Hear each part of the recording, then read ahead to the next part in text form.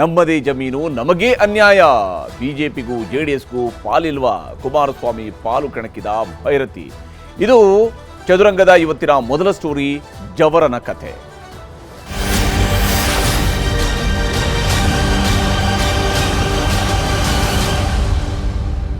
ಮುಖ್ಯಮಂತ್ರಿ ಸಿದ್ದರಾಮಯ್ಯನವರು ನಮಗೂ ಅನ್ಯಾಯ ಆಗಿದೆ ಅಂತ ಹೇಳ್ತಾ ಇದ್ದಾರೆ, ನಮ್ಮ ಆಸ್ತಿಯೇ ಹೋಗಿದೆ ಅಂತ ಹೇಳ್ತಾ ಇದ್ದಾರೆ. ಅಷ್ಟೇ ಅಲ್ಲದೆ ಜವರನ ಮಗ ನಿಂಗನಿಂದ ಹೇಗೆ ಜಮೀನು ಬಂದಿದೆ ಅನ್ನುವ ಜವರನ ಕಥೆಯನ್ನು ಕೂಡ ಜನರ ಮುಂದೆ ತೆರೆದಿಟ್ಟಿದ್ದಾರೆ. ಆ ಎಲ್ಲ ವಿಚಾರವನ್ನು ಕೂಡ ನಿಮ್ಗೆ ಒಂದೊಂದಾಗಿ ಹೇಳ್ತಾ ಹೋಗ್ತೀನಿ. ಪ್ರತಿಪಕ್ಷಗಳ ಮೂಢಾಸ್ತ್ರಕ್ಕೆ ಸಿಎಂ ಸ್ವಯಾರ್ಜಿತ ಮಂತ್ರವನ್ನು ಹೊರಡ್ತಾ ಇದ್ದಾರೆ. ಇದು ಯಾರದ್ದು ಆಸ್ತಿ ಅಂದ್ರೆ ಇದು ಸ್ವಯಾರ್ಜಿತ ಆಸ್ತಿ, ಇದು ಪಿತ್ರಾರ್ಜಿತವಾಗಿ ಬಂದಿರುವಂತಹ ಹಕ್ಕು ಮತ್ತು ಯಾವ ಕಾರಣಕ್ಕಾಗಿ ದಾನಪತ್ರವನ್ನು ಬರ್ಕೊಟ್ರು, ಎಲ್ಲ ಅಂಶಗಳನ್ನು ಕೂಡ ಅವರು ಉಲ್ಲೇಖ ಮಾಡಿದ್ದಾರೆ. ಮೂಡಾದಿಂದಲೇ ನಮ್ಮ ಜಮೀನು ಕಬಳಿಕೆ ಆಗಿದೆ, ಮೂಡಾದಿಂದಲೇ ತಪ್ಪಾಗಿದೆ. ಜವರನ ಕಥೆಯ ಮೂಲಕವಾಗಿ ಇತಿಹಾಸದ ಪಾಠವನ್ನ ಮುಖ್ಯಮಂತ್ರಿ ಸಿದ್ದರಾಮಯ್ಯನವರು ಮಾಡಿದ್ದಾರೆ. ಯಾವ್ಯಾವ ಸ್ವರೂಪದಲ್ಲಿ ಸಿದ್ದರಾಮಯ್ಯನವರು ಅವರ ವಿರುದ್ಧ ಎದುರಾಗಿರುವಂತಹ ಮೂಡಾ ಹಗರಣದ ಆರೋಪ ಏನು ಅವರು ಎದುರಿಸ್ತಾ ಇದ್ದಾರಲ್ಲ, ಅದಕ್ಕೆ ಸಂಬಂಧಪಟ್ಟಂತಹ ಬಹಳಷ್ಟು ಅಂಶಗಳನ್ನ ಮುಖ್ಯಮಂತ್ರಿ ಸಿದ್ದರಾಮಯ್ಯನವರು ಹೇಳ್ತಾ ಬಂದಿದ್ದಾರೆ. ಹಾಗಾದರೆ ಮುಖ್ಯಮಂತ್ರಿಯವರು ಹೇಳಿರುವಂತಹ ಜವರನ ಕತೆ ಏನು, ಯಾರು ಜವರ, ಜವರನ ಮಗ ನಿಂಗ ಯಾವ ಹಂತದಲ್ಲಿ ಜಮೀನನ್ನ ಖರೀದಿ ಮಾಡಿರುವಂಥದ್ದು, ಎಲ್ಲ ವಿಚಾರವನ್ನು ಕೂಡ ನಿಮಗೆ ಒಂದೊಂದಾಗಿ ಹೇಳ್ತಾ ಹೋಗ್ತೀನಿ. ಬಹಳ ಮುಖ್ಯವಾಗಿ ಇಲ್ಲಿ ಒಂದು ಮೈಸೂರು ನಗರದ ಸರ್ವೆ ನಂಬರ್ 464ರಲ್ಲಿ 3.16 3 ಎಕರೆ 16 ಗುಂಟೆಯ ಜಮೀನಿದು. ಇದರ ಒಟ್ಟು ವಿಚಾರ ಇರುವಂಥದ್ದು, ಈ ಜಮೀನಿನ ಮಾಲೀಕ ನಿಂಗ ಬಿನ್ ಜವರ, ಅಂದ್ರೆ ಜವರನ ಪುತ್ರ ನಿಂಗ ಈ ಜಮೀನಿನ ಮಾಲೀಕ.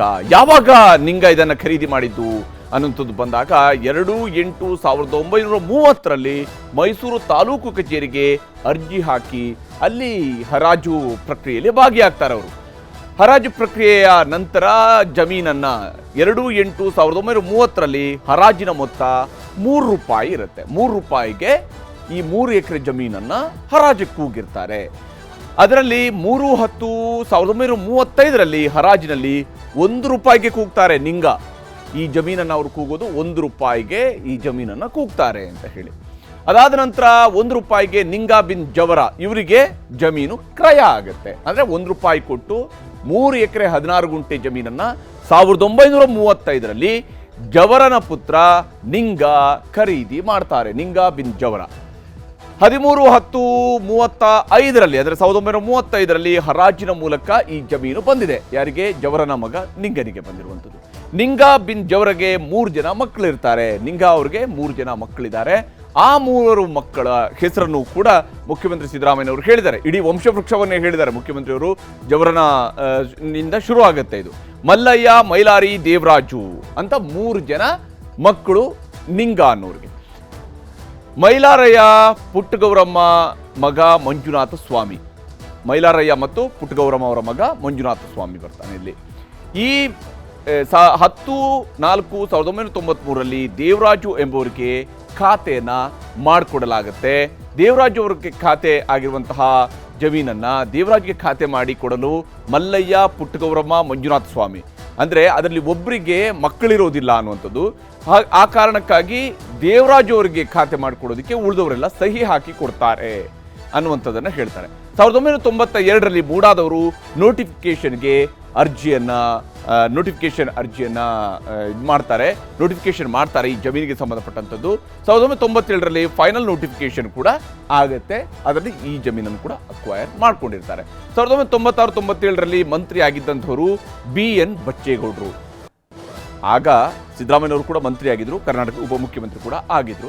ಆದರೆ ಈ ಜಮೀನಿಗೆ ಸಂಬಂಧಪಟ್ಟಂತ ಅಂದ್ರೆ ಜಮೀನಿನ ವ್ಯಾಪ್ತಿಯ ವಿಚಾರಗಳಿಗೆ ಸಂಬಂಧಪಟ್ಟಂಥದ್ದು BN ಬಚ್ಚೇಗೌಡರು ಅವತ್ತು ಮಂತ್ರಿ ಆಗಿದ್ರು ಅನ್ನುವಂತಹ ಅಂಶವನ್ನು ಹೇಳ್ತಾರೆ.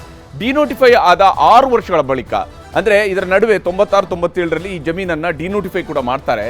ನಂತರ ಡಿನೋಟಿಫೈ ಆದ 6 ವರ್ಷಗಳ ಬಳಿಕ, ಫಸ್ಟ್ ಅದು ನೋಟಿಫೈ ಆಗುತ್ತೆ, ಆಮೇಲೆ ಡಿನೋಟಿಫೈ ಆಗುತ್ತೆ. ಇದಾಗಿ 6 ವರ್ಷಗಳ ಬಳಿಕ ಮಲ್ಲಿಕಾರ್ಜುನ ಸ್ವಾಮಿಯವರು ಖರೀದಿ ಮಾಡ್ತಾರೆ. ಇಲ್ಲಿಂದ ಸಿದ್ದರಾಮಯ್ಯನವರ ಕತೆ ಶುರು ಆಗುತ್ತೆ.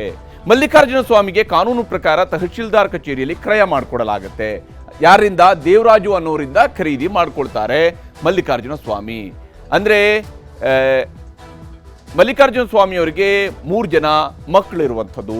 ಆ 3 ಜನ ಮಕ್ಕಳ ಬಗ್ಗೆ ಅವರು ಉಲ್ಲೇಖ ಮಾಡ್ತಾರೆ. ಅಂದ್ರೆ ಅವ್ರ 3 ಜನ ಮಕ್ಕಳಲ್ಲಿ ಇರುವಂಥವರು ಪಾರ್ವತಿಯವರು ಕೂಡ ಬರ್ತಾರೆ. ಅಂದರೆ ಮುಖ್ಯಮಂತ್ರಿ ಸಿದ್ದರಾಮಯ್ಯನವರ ಪತ್ನಿಯು ಕೂಡ ಅವರ ಪುತ್ರಿ ಎರಡನೇವರು ಮಲ್ಲಿಕಾರ್ಜುನ ಸ್ವಾಮಿ, ಜಗದೀಶ್ ಹಾಗೂ ನನ್ನ ಹೆಂಡತಿ ಪಾರ್ವತಿ, ಈ 3 ಜನರ ವಿಚಾರಕ್ಕೆ ಸಂಬಂಧಪಟ್ಟಂತೆ ಈ 3 ಜನರಿಗೆ 3 ಜನ ಮಕ್ಕಳಿರ್ತಾರೆ ಅವರ ಮಾವನವರಿಗೆ. 2010ರಲ್ಲಿ ಅರಿಶಿನ ಕುಂಕುಮಕ್ಕೆ ದಾನಪತ್ರದ ಮೂಲಕವಾಗಿ ಈ ಒಂದು ಜಮೀನನ್ನು ಕೊಡ್ತಾರೆ. ಪಾರ್ವತಿ ಅವರಿಗೆ ದಾನಪತ್ರದ ಮೂಲಕ 2010ರಲ್ಲಿ ಅರಿಶಿನ ಕುಂಕುಮಕ್ಕೆ ದಾನಪತ್ರದ ಮೂಲಕ ಕೊಡ್ತಾರೆ. ನಮ್ಮ ಮಾಮೂಲಿ ಸಂಪ್ರದಾಯ ಪ್ರಕಾರವಾಗಿ ಈ ರೀತಿಯ ಪಿತ್ರಾರ್ಜಿತ ಆಸ್ತಿಯನ್ನು ಕೊಡ್ತಾರೆ ಅನ್ನುವಂಥದ್ದು. 2013-14ರಲ್ಲಿ ಮೂಡಾದಿಂದ ಅಕ್ರಮವಾಗಿ ಇದನ್ನು ಮತ್ತೆ ಸ್ವಾಧೀನ ಆಗುತ್ತೆ. ಅಂದರೆ ಅಷ್ಟೊತ್ತಿಗಾಗಲೇ ಅದು ಡಿನೋಟಿಫೈ ಆಗಿತ್ತು. ಡಿನೋಟಿಫೈ ಆಗಿದ್ದಂಥ ಜಮೀನನ್ನು ಮತ್ತೆ ಮೂಡಾದವರು ಅಕ್ರಮವಾಗಿ ಸ್ವಾಧೀನ ಮಾಡ್ಕೊಂಡಿದ್ದಾರೆ. ಅದು ನಮ್ಮ ಗಮನಕ್ಕೆ ಬಂದಿರಲಿಲ್ಲ ಅಂತೇಳಿ ಮುಖ್ಯಮಂತ್ರಿಗಳು ಹೇಳ್ತಾರೆ. ಮುಖ್ಯಮಂತ್ರಿಗಳು ಹೇಳಿರೋ ಕಾರಣದಿಂದಾಗಿ ನಾವು ಅದನ್ನು ನಂಬಬೇಕಾಗತ್ತೆ. ಲೇಔಟ್ ಮಾಡಿ ನಿವೇಶನವನ್ನು ಹಂಚಿದ್ದಾರೆ. ಮೂಡಾದವರು ಲೇಔಟ್ ಮಾಡ್ತಾರೆ, ಅದಾದ ಮೇಲೆ ನಿವೇಶನ ಕೂಡ ಹಂಚ್ತಾರೆ. ಅಲ್ಲಿವರೆಗೂ ಕೂಡ ಮುಖ್ಯಮಂತ್ರಿಯವರಿಗೆ ಆಗಲಿ ಅವರ ಪತ್ನಿಗಾಗಲಿ ಅವರ ಕುಟುಂಬದವ್ರಿಗಾಗಲಿ ಇದು ಗೊತ್ತಿರೋದಿಲ್ಲ. 2014ರಲ್ಲಿ ನನ್ನ ಹೆಂಡತಿಯ ಗಮನಕ್ಕೆ ಈ ವಿಚಾರವನ್ನು ತಂದರು. 2014ರಲ್ಲಿ ನನ್ನ ಹೆಂಡತಿ ಈ ವಿಷಯವನ್ನು ನನ್ನ ಗಮನಕ್ಕೆ ತಂದರು ಅನ್ನುವಂಥ ಮಾತನ್ನು ಮುಖ್ಯಮಂತ್ರಿಗಳು ಹೇಳ್ತಾರೆ. ಅಕ್ರಮ ಸ್ವಾಧೀನದ ಬಗ್ಗೆ 2014ರಲ್ಲಿ ಮತ್ತು 2020ರಲ್ಲಿ ಅರ್ಜಿಯನ್ನು ಹಾಕಿದ್ದಾರೆ. ಆದರೆ 14ರಲ್ಲಿ ಅರ್ಜಿ ಹಾಕಿದಂತಹ ಸಂದರ್ಭದಲ್ಲಿ ಸಿದ್ದರಾಮಯ್ಯನವರು ಕರ್ನಾಟಕದ ಮುಖ್ಯಮಂತ್ರಿ ಆಗಿರ್ತಾರೆ. ಆಗ ಹೆಂಡತಿ ಹೇಳಿದಾಗಲೂ ಕೂಡ ಇಲ್ಲ ನಾನು ಇದರಲ್ಲಿ ಇಂಟರ್ಫಿಯರ್ ಆಗೋಕ್ಕೆ ಬರೋದಿಲ್ಲ ಈ ವಿಚಾರದಲ್ಲಿ ಅನ್ನೋಂಥ ಹೇಳ್ತಾರಂತೆ. ಇದು ಮುಖ್ಯಮಂತ್ರಿಯವರಿಗೆ ಹೇಳಿರುವಂತಹ ಮಾತು. ಅದಾದಮೇಲೆ 17-12-2017ರಲ್ಲಿ ನಮ್ಮಿಂದ ತಪ್ಪಾಗಿದೆ ಅಂತೇಳಿ ಮೂಡಾದವರು ಒಪ್ಕೊಳ್ತಾರೆ. ಆಗಲೂ ಕರ್ನಾಟಕದ ಮುಖ್ಯಮಂತ್ರಿ ಆಗಿದ್ದಂಥವರು ಮಾನ್ಯ ಸಿದ್ದರಾಮಯ್ಯನವರು. 25-10-2021ರಲ್ಲಿ 50-50 ಅನುಪಾತದಲ್ಲಿ ನಿವೇಶನದ ನಿರ್ಣಯ ಆಗುತ್ತೆ. ಅಂದರೆ ನಿವೇಶನವನ್ನು ಕೊಡಬೇಕು ಅನ್ನುವಂಥದ್ದನ್ನು ಏನು ಮೂಡಾದವರು ಒಂದು ನಿರ್ಣಯವನ್ನು ಕೈಗೊಳ್ತಾರೆ. ಯಾಕಂದರೆ ಇವರಿಗೆ ನಾವು ಪರಿಹಾರ ಕೊಟ್ಟಿಲ್ಲ, ಹಾಗಾಗಿ ಇದನ್ನು ಕೊಡಬೇಕು ಅಂತೇಳಿ ಬದಲಿ ನಿವೇಶನ ಕೊಡಿ ಅಂತ ಮೂಡಾದಿಂದ ನಿರ್ಣಯವನ್ನು ಪಾಸ್ ಮಾಡಿಕೊಳ್ಳಲಾಗಿತ್ತು. ನಿರ್ಣಯವನ್ನು ಮೂಡಾದವರು ಬದಲಿ ನಿವೇಶನವನ್ನು ಕೊಡಬೇಕು, ಪರ್ಯಾಯ ನಿವೇಶನವನ್ನು ಕೊಡಬೇಕು ಅನ್ನುವಂಥದ್ದನ್ನು ಪಾಸ್ ಮಾಡಿಕೊಂಡಿದ್ರು. ನಮ್ಮ ಜಮೀನಿನಿಂದ 1,48,000 ಅಡಿ ನಿವೇಶನ ಹಂಚಿಕೆ ಆಗಿದೆ. ಅಷ್ಟು ಪ್ರಮಾಣದಲ್ಲಿ 3 ಎಕರೆಗಿಂತ ಮೇಲ್ಪಟ್ಟಿರುವಂಥ 3.16 ಎಕರೆಯಷ್ಟು ಜಮೀನೇನು ಇವರು ಮೂಡಾದವರು ವಶಪಡಿಸ್ಕೊಂಡಿದ್ರು. ಅದರಲ್ಲಿ 1,48,000 ಅಡಿಯ ನಿವೇಶನವನ್ನು ಹಂಚಿಕೆ ಮಾಡಲಾಗಿದೆ. ಇದರ ಅರ್ಧ ಭಾಗದಷ್ಟು ನಮಗೆ ಕೊಟ್ಟಿರುವಂಥದ್ದು ಕೇವಲ 38,284 ಅಡಿ ಮಾತ್ರ. ಇದು ಮುಖ್ಯಮಂತ್ರಿಯವರು ಹೇಳ್ತಾ ಇರುವಂತಹ 14 ನಿವೇಶನಗಳಿಗೆ ಸಂಬಂಧಪಟ್ಟಂತಹ ಅಳತೆ. ಇಲ್ಲಿ ಇರುವಂಥದ್ದು ಮುಖ್ಯಮಂತ್ರಿಯವರು ಹೀಗೆ ಯಾವ ಸ್ವರೂಪದಲ್ಲಿ ಜಮೀನು ತಮಗೆ ಬಂದಿದೆ ಅನ್ನೋದನ್ನು ಹೇಳ್ತಾ ಇದ್ದಾರೆ. ಜವರನ ಪುತ್ರ ನಿಂಗನಿಂದ ನಂತರ ಅದು ದೇವರಾಜ ನಂತರ ಮಲ್ಲಿಕಾರ್ಜುನ ಸ್ವಾಮಿಯವರ ನಂತರ ಪಾರ್ವತಿಯವರಿಗೆ ಬಂದಿರುವಂತಹ ಜಮೀನು. ನಡುವೆ ಮೂಡಾ ಕೂಡ ಅದನ್ನು ಒತ್ತುವರಿ ಮಾಡ್ಕೊಂಡಿದೆ ಅನ್ನೋದನ್ನು ಹೇಳ್ತಾರೆ. ನೋಟಿಫಿಕೇಶನ್ ಅದು ಹಿಂಗೆ ನೋಟಿಫೈ ಮಾಡದೇನೆ ಅವರು ಒತ್ತುವರಿ ಮಾಡ್ಕೊಂಡಿದ್ದಾರೆ ಅನ್ನೋಂಥ ಪ್ರಶ್ನೆ ಸಹಜವಾಗಿಯೇ ಇದ್ದೇ ಇರುವಂಥದ್ದು. ಆದರೆ ಈ ವಿಚಾರದ ಬಗ್ಗೆ ಮುಖ್ಯಮಂತ್ರಿ ಸಿದ್ದರಾಮಯ್ಯನವರು ಬಹಳಷ್ಟು ವಿಷಯಗಳನ್ನು ಇವತ್ತು ಸುದ್ದಿಗೋಷ್ಠಿಯ ಮೂಲಕವಾಗಿ ಹೇಳಿದ್ದಾರೆ. ಮಾಧ್ಯಮಗೋಷ್ಠಿಯಲ್ಲಿ ಮುಖ್ಯಮಂತ್ರಿಯವರು ಹೇಳಿರುವಂತಹ ಮಾತುಗಳನ್ನು ನಿಮಗೆ ತೋರಿಸ್ತೀನಿ. ನೀನು ಹರಾಜಿನ ಮೂಲಕ ಬಂದಿರತಕ್ಕಂಥದ್ದು ಸ್ವಯಾರ್ಜಿತ ಆಸ್ತಿ. ಇದು ಯಾವ ಕಾರಣಕ್ಕೂ ಕೂಡ PTCL ಕಾಯ್ದೆ ಅಟ್ರಾಕ್ಟ್ ಆಗಲ್ಲ. ಯಾಕಂದರೆ BJPಯವರು ತಪ್ಪು ಮಾಹಿತಿಯನ್ನು JDSನವರು ತಪ್ಪು ಮಾಹಿತಿಯನ್ನು ಜನರಿಗೆ ಕೊಡಲಿಕ್ಕೆ ಬಹಳ ಕುಟಿಲ ಸಾಹಸವನ್ನು ಮಾಡ್ತಾರೆ. ಅವ್ರ ಕೈಲಿ ಎತ್ಕಟ್ಟಿ ನಮಗೂ ಬರಬೇಕು ಅದರಲ್ಲಿ ಭಾಗ ಅಂತ ಈಗ ಹೇಳಿಸಿದಾರಲ್ಲ 20 ವರ್ಷಗಳ ನಂತರ. ಇವ್ರಿಗೇನಾದ್ರು ಮಾನ ಮರ್ಯಾದೆ ಇದೆಯಾ? ಇಟ್ ಕ್ಲಿಯರ್ಲಿ ಶೋಸ್ ದ್ಯಾಟ್ 24 ವರ್ಷದ ಮೇಲೆ ಸುಳ್ಳು ಹೇಳಿ ಅವರನ್ನ ಚಿತಾವಣೆ ಮಾಡಿ ಎತ್ಕಟ್ಟಿ ಅವ್ರ ಕೈಲಿ ಸ್ಟೇಟ್ಮೆಂಟ್ ಕೊಡಿಸಿದಾರಲ್ಲ, ಇಟ್ ಶೋಸ್ ಅವರು ಹತಾಶರಾಗಿ ರಾಜಕೀಯ ಮಸಿ ಬಳಿಲಿಕ್ಕೆ ಪ್ರಯತ್ನ ಮಾಡ್ತಾ ಇದ್ದಾರೆ ಅನ್ನೋದಕ್ಕೆ ಇದು ಒಂದು ನಿದರ್ಶನ. ಇವತ್ತವರೆಗೆ 20 ವರ್ಷದಿಂದ ಜಗಳ ಇಲ್ಲಿದ್ದ ಕಡೆ ಜಗಳ ಉಂಟು ಮಾಡಕ್ಕೆ ಹೋಗಿದ್ದಾರಲ್ಲ ಇವ್ರಿಗೇನಾದ್ರು ಮಾನ ಮರ್ಯಾದೆ ಇದೆಯಾ? ಅವರು ಅನ್ಯೋನ್ಯವಾಗಿದ್ದವ್ರ ಮನೆಯಲ್ಲಿ ಎತ್ಕಟ್ಟಿ ಆ ಮಂಜುನಾಥ ಸ್ವಾಮಿ ಕೈಲಿ ಹೇಳಿಕೆ ಕೊಡ್ಸಕ್ಕೆ ಹೋಗಿದ್ದಾರಲ್ಲ, DC ಭೇಟಿ ಮಾಡಿಸಿ ಮೈಸೂರಿನ DC ಮಾಡಿಸಿ ನನಗೂ ಹಕ್ಕಿದೆ ಅಲ್ಲಿ ಅಂತ ಹೇಳ್ತಾರಲ್ಲ, ಇಂಥ ಏನಂತ ಕರೆಯೋದು ಇವರಿಗೆ? ಮನೆ ಮುರುಕರು. ಶಕುನಿ ರಾಜಕೀಯ. ಇವ್ರಿಗೆ ಏನಂತ ಕರೆಯೋದು? ಮನೆ ಮುರುಕರು. ನಮ್ಮ ಮಾವನಿಗೆ 3 ಜನ ಮಕ್ಕಳು, ಮಲ್ಲಿಕಾರ್ಜುನ ಸ್ವಾಮಿ, ಜಗದೀಶ್. ಮಲ್ಲಿಕಾರ್ಜುನ ಸ್ವಾಮಿ, ಜಗದೀಶ್, ನನ್ನ ಹೆಂಡತಿ ಮಧ್ಯದವಳು. ಅವರಿಬ್ಬರು ಭಾಗ ಆಯ್ತಾರೆ. ಆ ಭಾಗ ಆಗುವಾಗ ಅರಸಿನ ಕುಂಕುಮಕ್ಕೆ ಅಂತೇಳಿ ಮಲ್ಲಿಕಾರ್ಜುನ ಸ್ವಾಮಿ 2010ರಲ್ಲಿ 2010 ಇದು ದಾನಪತ್ರದ ಮೂಲಕ ಕೊಡ್ತಾರೆ ಅವ್ರಿಗೆ. ಏನಾದರೂ ಇಲ್ಲೀಗಲ್ ಇದೆಯಾ ಇದರಲ್ಲಿ?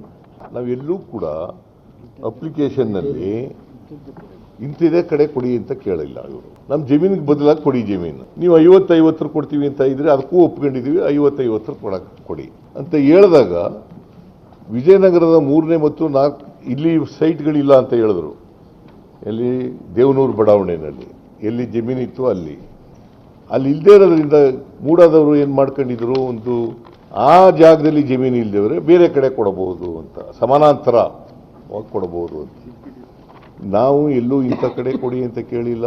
ಆಗ ಜಮೀನು ಕೊಡೋದು ಲ್ಯಾಂಡ್ ಟು ಲ್ಯಾಂಡ್ ಕೊಡೋದು ಬೇಡ, 55 ಕೊಡಿ, ನಮಗೆ 55 ಕೊಡಿ ಅಂತ ಕೇಳ್ತೀವಿ, ಇಂಥ ಜಾಗದಲ್ಲೇ ಕೊಡಿ ಅಂತ ಕೇಳಿಲ್ಲ. ಅವ್ರು ಕೊಟ್ಟಿದ್ದಾರೆ ಮೂಡಾದವರು ಎಲ್ಲ. A Ramdas, G T Devegowda, ಮರ್ತಿ ಬೇಗೌಡ, ನಾಗೇಂದ್ರ ಇವರೆಲ್ಲ ಇದ್ದಂಥ ಸಭೆ, ಎಲ್ಲ ಪಾರ್ಟಿಯವರು ಇದ್ದಾರೆ ಅಫ್ಕೋರ್ಸ್. ಇದರಲ್ಲಿ ನನ್ನದಾಗಲಿ, ನನ್ನ ಹೆಂಡತಿದಾಗಲಿ, ನನ್ನ ಬಾಮೈದಾಗಲಿ ಪಾತ್ರ ಇದೆಯಾ? ಹೇಳಿ ನೀವೇ.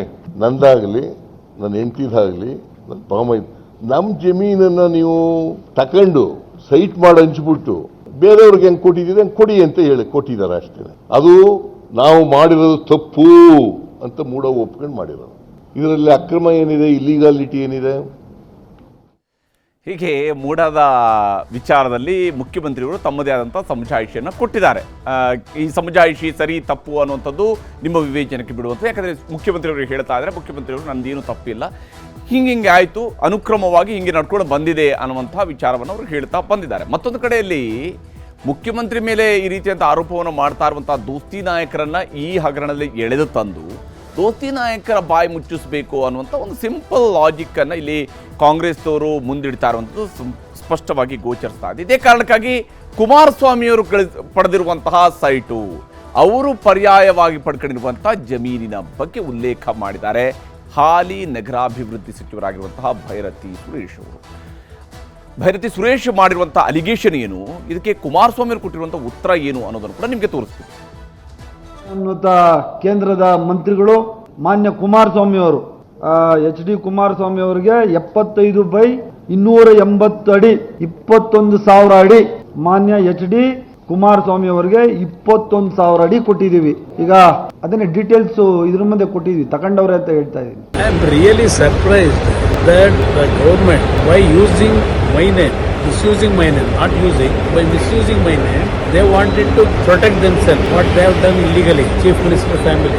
They wanted to utilize my name, they wanted to get some protection. Here, the real fact is, 1984, actually, at that time CITB, not Muda. CITB, when that institution, they allotted me 21,000 square feet of land, industrial layout. I have paid the amount even in 1984 itself, 33,000 rupees I paid. But when I went there, they have given the position certificate also. When I went to see the site, there is no site at all. The scam is on me only. But they misused me. Even after 40 years, they have not given me the alternates. Even Siddaramaiah want that land also. I am ready to even getting that land alternate side. He wanted to enjoy. I will also definitely I will give it to, as a gift to him. ಈಗ ಮುಖ್ಯಮಂತ್ರಿಯವರಿಗೆ ಒಂದು ಬಹುಮಾನವನ್ನು ಕೊಡ್ತೀನಿ, ಗಿಫ್ಟನ್ನು ಕೊಡ್ತೀನಿ, ಉಡುಗೊರೆಯನ್ನು ಕೊಡ್ತೀನಿ ಅನ್ನುವಂಥದ್ದನ್ನು ಈಗ ಕುಮಾರಸ್ವಾಮಿ ಅವರು ಹೇಳ್ತಾರೆ. ಈ ಮೂಲಕ ಚಾಲೆಂಜನ್ನು ಅವರು ಹಾಕಿದ್ದಾರೆ. 40 ವರ್ಷದ ಹಿಂದೆ ನನ್ನ ಜಮೀನು ಹೋಗಿದೆ, ನನಗೆ ಇನ್ನೂ ಕೂಡ ಪರ್ಯಾಯ ಸೈಟನ್ನು ಕೊಟ್ಟಿಲ್ಲ ಅನ್ನುವಂಥ ಮಾತನ್ನು 21,000 ಅಡಿಯ ಆ ಸೈಟು ಅನ್ನೋದನ್ನು ಹೇಳ್ತಾರೆ. ಆದರೆ ಭೈರತಿ ಸುರೇಶ್ ಅವರು ಹೇಳಿದ್ದಾರೆ ಅವ್ರಿಗೆ ಇಷ್ಟು ಪ್ರಮಾಣದ ಸೈಟನ್ನು ಕೊಡಲಾಗಿದೆ ಮೂಡಾದಿಂದ ಅನ್ನೋಂಥದ್ದು ಕೂಡ ಹೇಳ್ತಾರೆ. ಒಟ್ಟಿನಲ್ಲಿ ಈ ಮೂಡಾ ಹಗರಣವನ್ನು ನೋಡ್ತಾ ಹೋದಾಗ ಇದು ಸರ್ವಪಕ್ಷಗಳ ಹಗರಣದ ರೀತಿಯಲ್ಲಿ ಕಾಣ್ತಾ ಇದೆ. ಸರ್ವಪಕ್ಷಗಳವರು ಕೂಡ ಇಲ್ಲಿ ಹಗರಣ ಆಗಿದೆ ಅಂತೇಳಿ ನೇರವಾಗಿ ಹೇಳೋದಕ್ಕೂ ಕೂಡ ಯಾವ ಸ್ವರೂಪದಲ್ಲಿ ಹಗರಣ ಅನ್ನುವಂಥ ಪ್ರಶ್ನೆ ಬರುತ್ತೆ. ಅಂದರೆ ಒಬ್ಬರು ಸೈಟ್ ಇದೆ, ಅದಕ್ಕೆ ಬದಲಿಯಾಗಿ ನಿವೇಶನವನ್ನು ಕೊಡ್ತಾ ಬಂದಿದ್ದಾರೆ. ಆದರೆ ಬದಲಿ ನಿವೇಶನ ಕೊಡುವಂಥದ್ದನ್ನು ಕಾನೂನು ಪ್ರಕಾರವಾಗಿ ಮಾಡಿದ್ದಾರಾ? ಇಲ್ಲಿ ಅಧಿಕಾರದ ದುರ್ಬಳಕೆ ಆಗಿಲ್ವಾ? ಅಧಿಕಾರದ ಪ್ರಯೋಗ ಆಗಿಲ್ವಾ? ಯಾಕೆಂದರೆ ಬಲಾಢ್ಯರು ತಮಗೆ ಬೇಕಾದಾಗ, ಅವರು ಅಧಿಕಾರದಲ್ಲಿ ಇರದೇ ಇರಲಿ ಅಂತಹ ಸಂದರ್ಭಗಳಲ್ಲಿ ತಮಗೆ ಬೇಕಾದಂಥ ಸೈಟನ್ನು ತಮ್ಮ ಮನೆಯವರಿಗೋ ತಮ್ಮ ಹೆಸರಿಗೋ ಮಾಡಿಸ್ಕೊಳ್ಳುವಂಥದ್ದಕ್ಕೆ ಅವಕಾಶಗಳು ನಮ್ಮ ಪ್ರಜಾಪ್ರಭುತ್ವ ವ್ಯವಸ್ಥೆಯಲ್ಲಿ ಇದೆಯಾ ಇಲ್ವಾ ಅನ್ನುವಂಥ ಸಾಮಾನ್ಯ ಪ್ರಶ್ನೆ ನಮ್ಮ ಸಾಮಾನ್ಯ ಜನರಿಗೂ ಕೂಡ ಕಾಡುತ್ತೆ. ಮತ್ತು ಸಾಮಾನ್ಯ ಜನರಿಗೂ ಕೂಡ ಅರ್ಥ ಆಗುತ್ತೆ ಯಾರು ಏನು ಮಾಡ್ತಾ ಇದ್ದಾರೆ ಅಂತ ಹೇಳ್ಕೊಂಡು. ಸದ್ಯಕ್ಕೆ ಮೂಡಾದಲ್ಲಿ ನಡೀತಾ ಇರುವಂಥದ್ದು ಇಂಥದ್ದೇ ಒಂದು ಹಗರಣ ಅನ್ನೋದು ಸ್ಪಷ್ಟವಾಗಿ ಗೋಚರಿಸ್ತಾ ಇರುವಂಥದ್ದು.